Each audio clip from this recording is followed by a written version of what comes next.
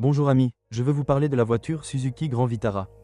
Qu'est-ce qui est cassé? Comme l'ont montré des années d'expérience avec le Grand Vitara, cette voiture s'est avérée être une conception très réussie, bien que non sans défaut. Sur le terrain, il laisse ses concurrents loin derrière et, dans un certain sens, c'est peut-être aujourd'hui son plus grand désavantage. De nombreux véhicules ont non seulement été utilisés, mais également malmenés en tout terrain. Beaucoup d'entre eux sont réparés de manière plus ou moins professionnelle après avoir fait un salto, coulé dans des eaux profondes ou avoir été lourdement chargés avec des pneus tout-terrain. Malgré cela, les Grands Vitara ne sont pas des voitures à problème. Considérant le fait que le Grand Vitara a fait ses débuts en 1998, nous avons affaire à des modèles assez anciens, mais plus jeunes que les voitures comparées dans cette série. Cette génération a été produite jusqu'en 2005, vous pouvez donc trouver quelque chose de relativement nouveau. À cette époque, les générations suivantes de Honda, Subaru et Toyota étaient déjà sur le marché. Il convient également de noter que la variante XL7 du Grand Vitara avec une cabine allongée n'est pas de conception identique et nous n'en discuterons pas ici. Il avait un système de transmission et des moteurs différents. En raison de l'âge avancé des modèles les plus anciens, il faut tenir compte de l'usure des accessoires du moteur, comme le démarreur ou l'alternateur, ainsi que des avaries mineures telles qu'une panne de ventilateur, une mauvaise connexion des contacts électriques due à la corrosion ou des pannes de capteurs.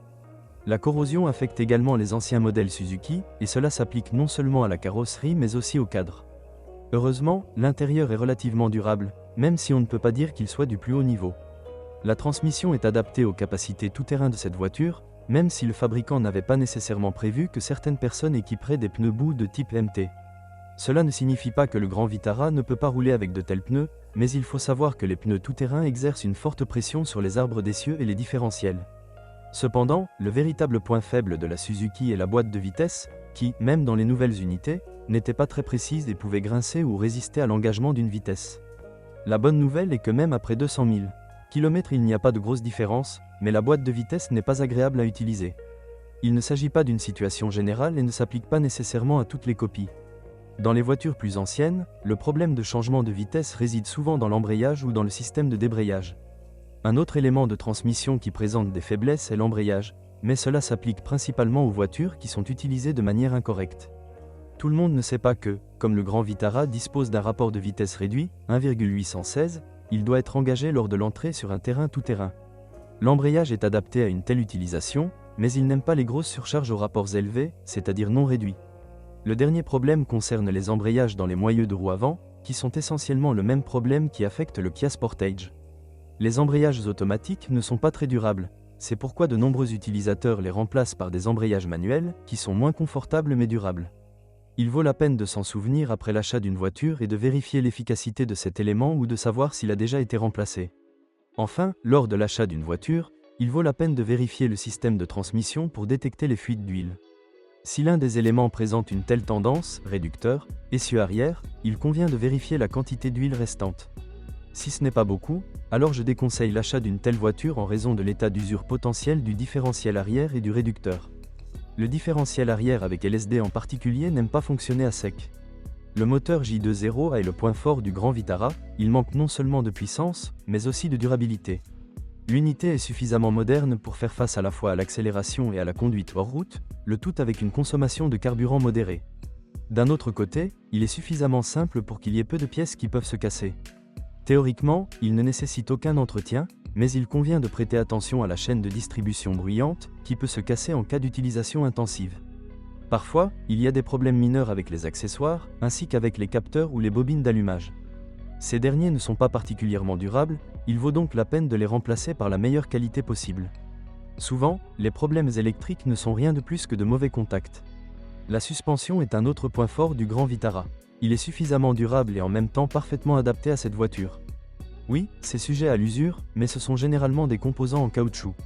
Il vaut la peine de maintenir l'essieu arrière en bon état, car il a un impact énorme sur la qualité de conduite. S'il n'y a pas de jeu à cet endroit, il ne devrait pas y avoir de problème pour maintenir le cap sur la route. Le mécanisme de direction à crémaillère est un composant durable.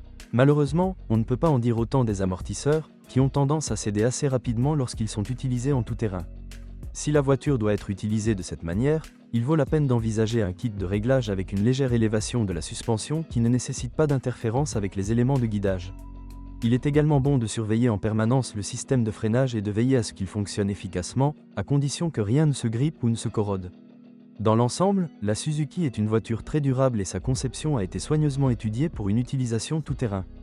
La résistance des composants de la suspension, de la transmission et du châssis est à la hauteur de ses propriétés tout-terrain. Lorsqu'il est conduit sur la route, le Grand Vitara est pratiquement indestructible.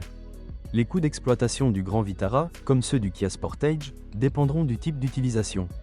En tout-terrain, la voiture sera plus chère en raison de la consommation de carburant et de certains composants. Sur la route, la Suzuki est fondamentalement sans problème et tout à fait comparable aux autres voitures de cette catégorie. Il est difficile de limiter la consommation de carburant à moins de 10 litres 100 km, mais la solution est d'installer un système à gaz, ce que le moteur essence 2 litres tolère courageusement.